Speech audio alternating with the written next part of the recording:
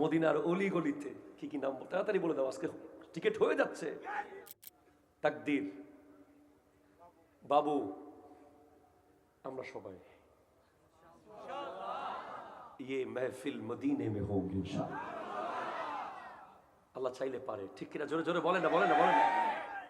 আমি আর আফসার রহিম দুজনে গত 1 বছর আগে মদিনার গলিতে গলিতে পাগলের মতো হেঁটেছি।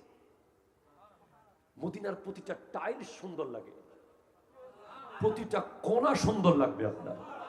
মনে হবে পৃথিবীতে এত সুন্দর জায়গা বোধহয় আর কোথাও নাই।